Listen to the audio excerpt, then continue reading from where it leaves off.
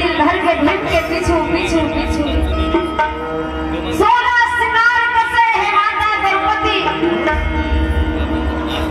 सोन कितना luck luck luck luck चमकत है माता द्रौपदी भाई कन्हैया आरती धर के सुंदर परघाट के लाल पर पीछू पीछू ढीप के दौड़ी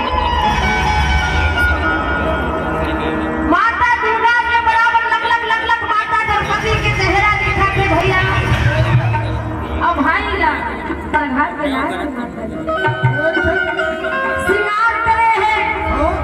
माता द्रौपदी के 16 श्रृंगार करे हैं मोर द्रौपदी के श्रृंगार